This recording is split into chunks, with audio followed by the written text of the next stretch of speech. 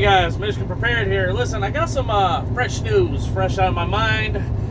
As you can tell, it's a nice, bright, sunny day.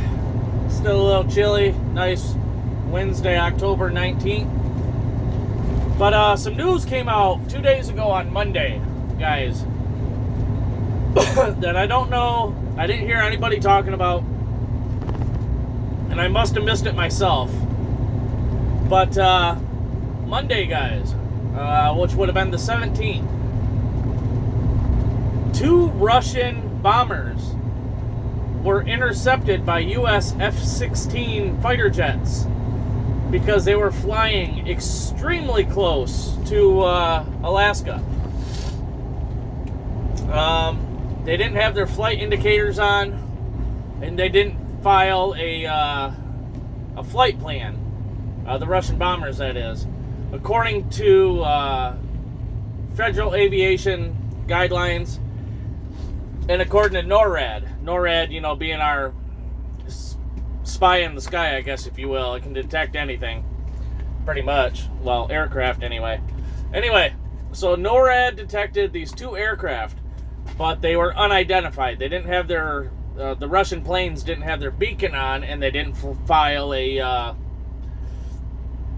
flight plan. And granted, it was international waters. However, in international waters, you're supposed to file a flight plan, basically for national security, for both Russia's sake and our sake, and whoever else.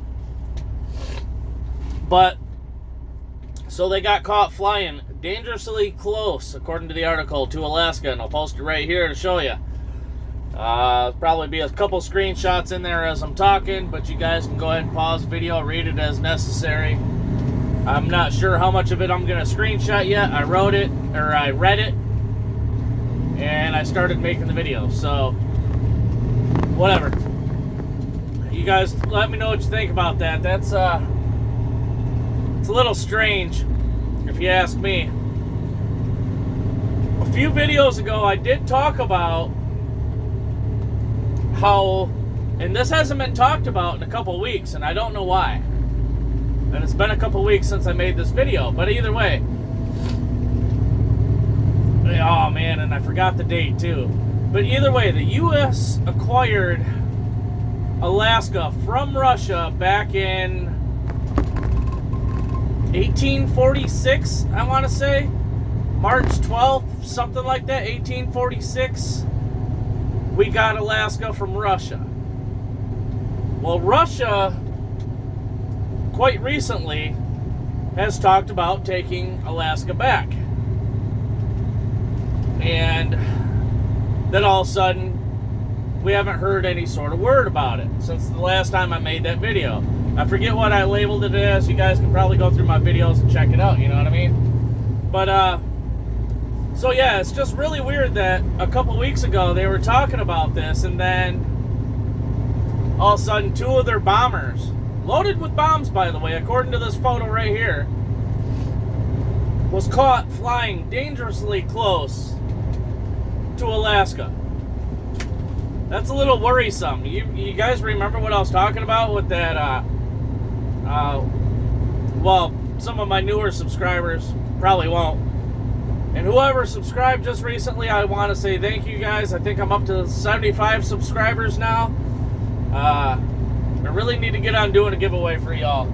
I still have no idea what the hell I'm going to do. I've been so busy trying to make preps for my family and trying to get videos out for you guys and study the news, and 70 hours a week at work in this stupid truck. And anyway, guys, my point is I've been busy.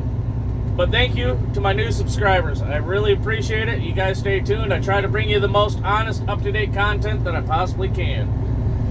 So anyway, guys, back to what I was saying. You remember that sleight of hand I was talking about? You know, hey, look what's going on over here. Right over here. Whoop, railroad tracks. Take a look on what's, take a look at what's going on over here. Don't worry about over here. So, I don't know. It's really weird because September 6th, and I should post, I will post that article right here. September 6th, the Department of Homeland Security warned against a possible EMP attack. They basically said what it could do, as far as taking out the power grid, your electronics, your vehicles, could shut down the country, and pretty scary shit. And that just come out September 6th. Here it is, the 19th, so 13 days ago. And 2 days ago, like I just said, Russia was caught flying dangerously close with loaded down bombers, 2 of them,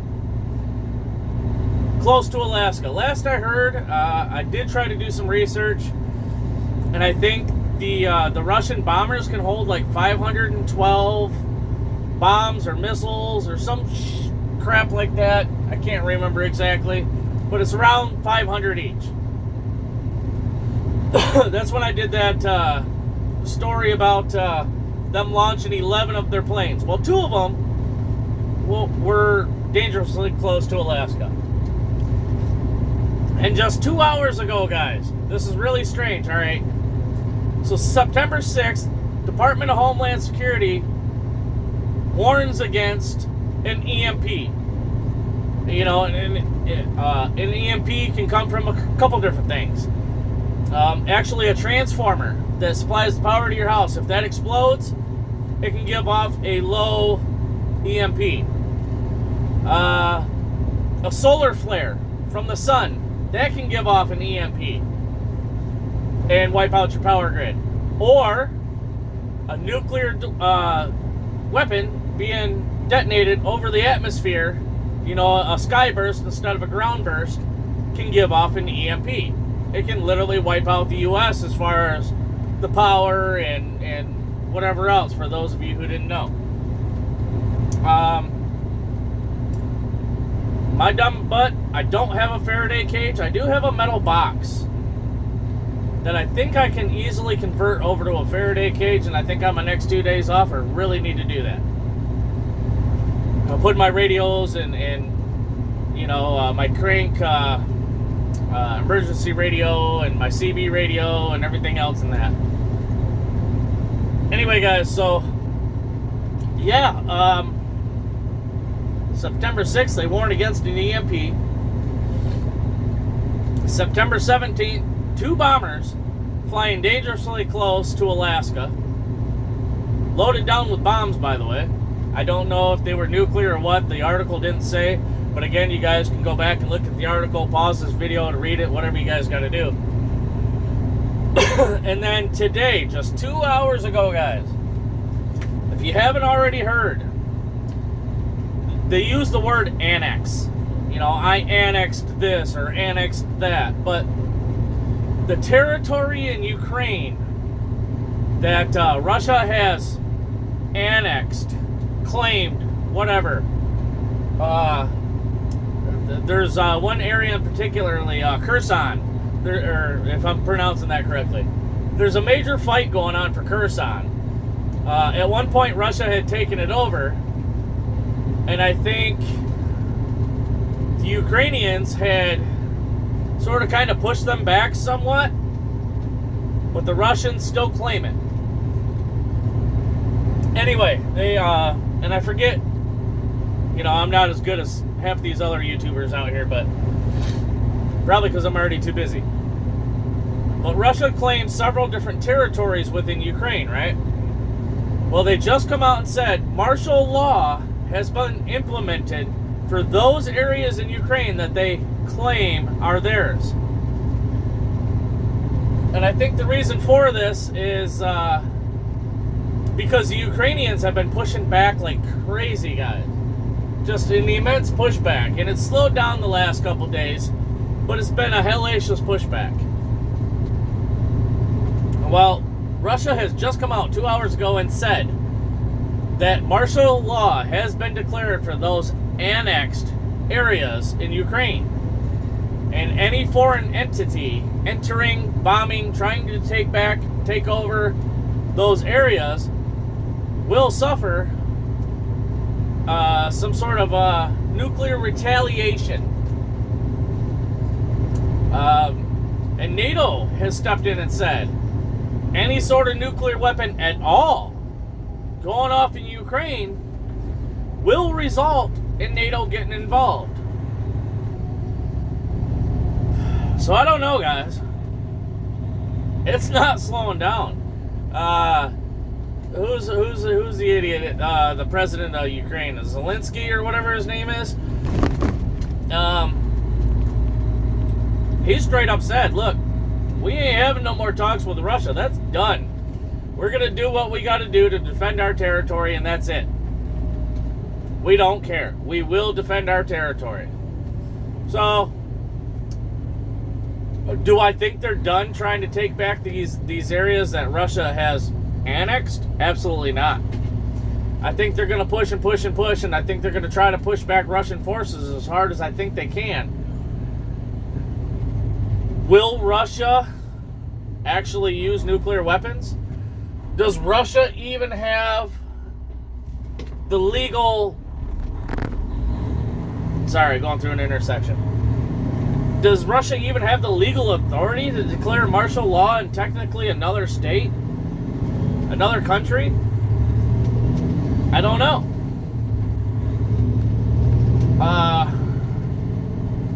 It'd be like me going to your house.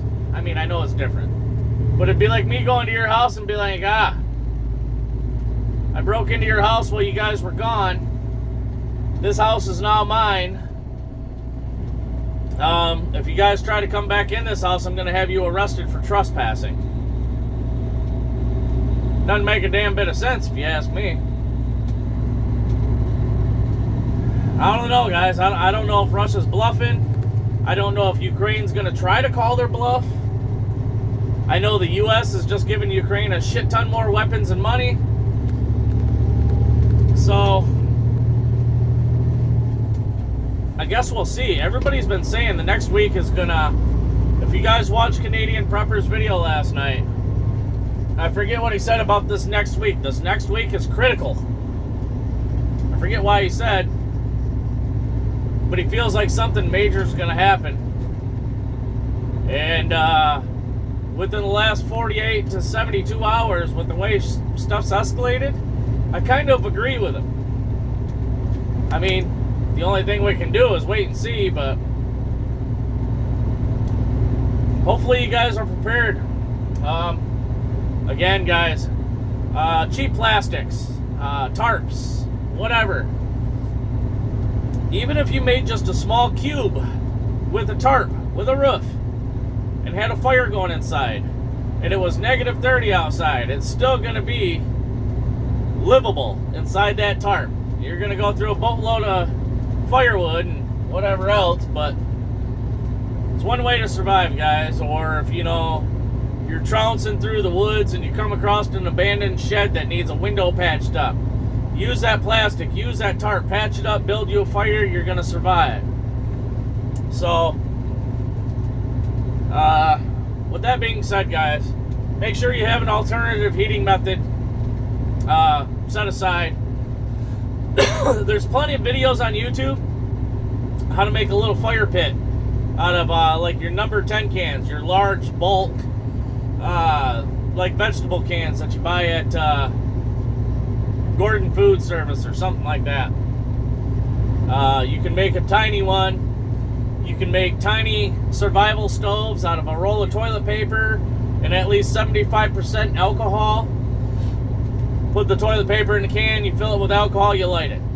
And it'll sit there and burn for hours, keep you nice and warm in a tight little area. I don't know, guys. Time to stock up. With that being said, that's all I got for you today. Stuff's escalating. Remember that sleight of hand trick I told you. I don't know what Russia plans to do with Alaska. But why the hell are they flying around Alaska? Why are they talking about taking it back? I don't know, guys. Something weird. I'm kind of keeping my eye on that. Nobody else is talking about it, but I'm watching it. You guys stay tuned for some more info on that. Please do me a huge favor. Like, share, and subscribe. You guys are getting my subscriber count up there. I highly appreciate it. thanks again to the new subscribers.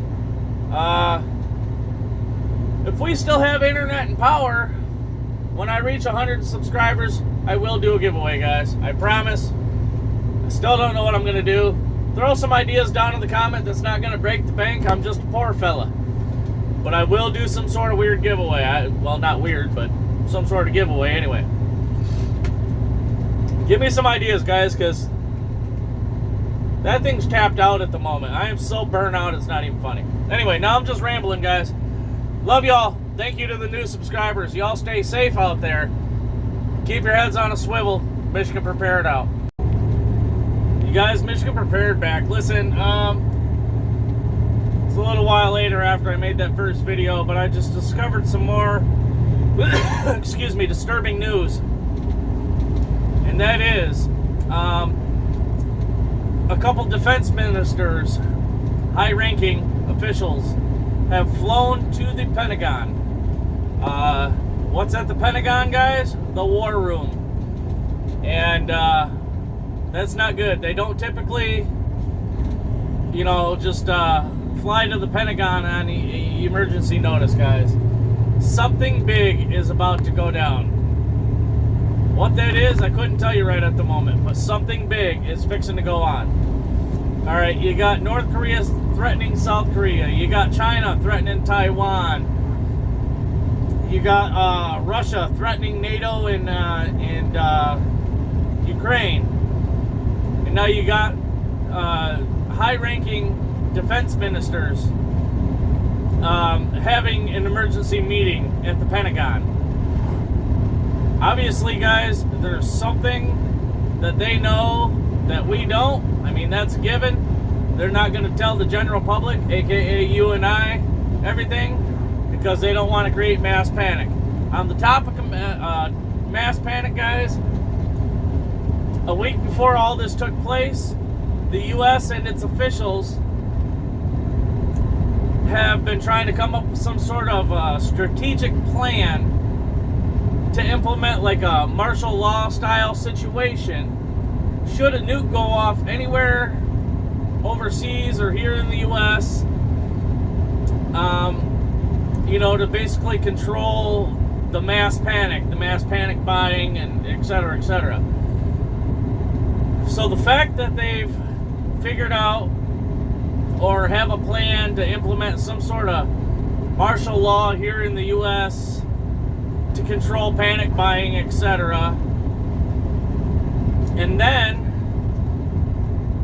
you know, you got all these escalations in the last 48 hours that are just absolutely asinine insane.